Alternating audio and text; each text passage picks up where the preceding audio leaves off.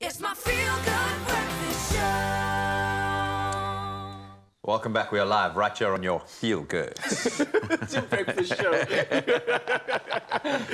So good to have you in our company. Been a great hour. It's flying by. So let's put the brakes on and savor a moment with a very special individual.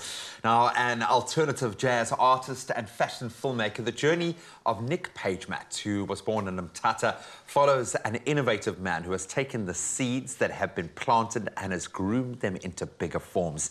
Here is a peek, just a small snippet of the music video for his single, Focus. Take a look.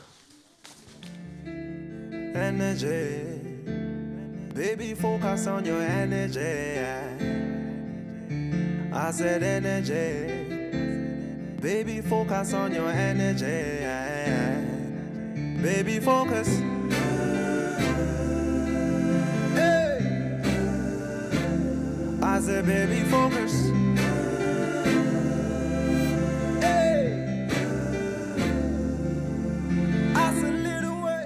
Absolutely beautiful. Ladies and gentlemen, give a warm feel-good welcome to Nick Pagemat.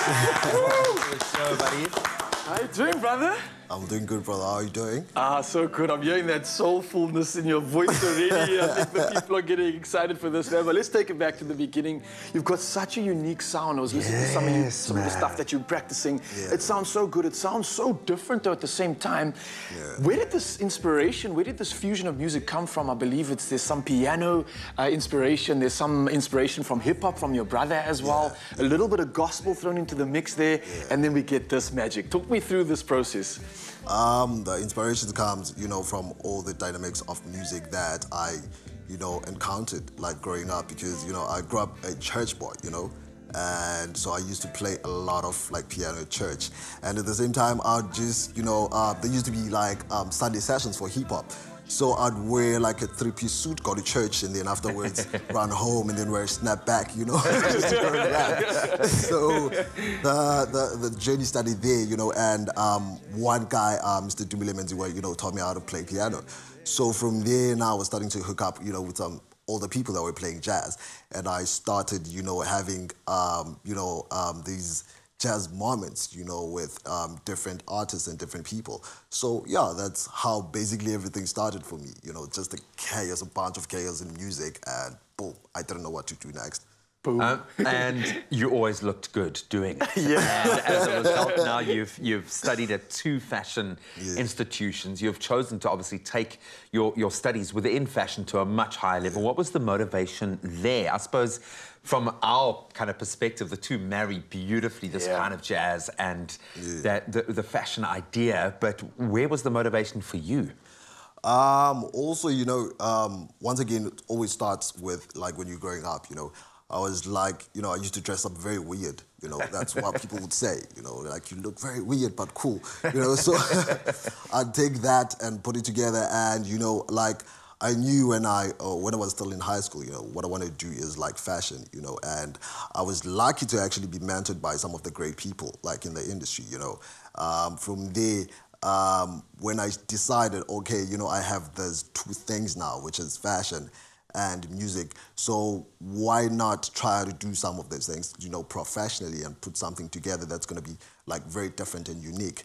And that's how the fashion bug and basically the music bit, And it wasn't just the bug that bit, but it literally, like, took over, man, because 2018 comes around and you helped with the presentation with, I believe it was Perry Ellis. Yes. This was during the 2018 New York Fashion Week. Man, it doesn't get better than this. That's the pinnacle, literally, that's the pinnacle of, like, fashion, especially when it comes to the who's who in the zoo. Yeah. What was the experience like, number one, and number two, how does that propel you in the music scene? Because obviously they've merged, like you've said, so beautifully, and I'm seeing it now. Yeah.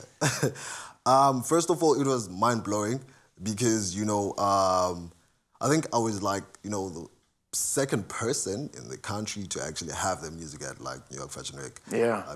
And for me, when I linked up with the brand, that we just spoke of, it was more than just, just a link up for the Fashion Week, because this all started on Twitter. Really? Because I used to host something called Creative Shot HD.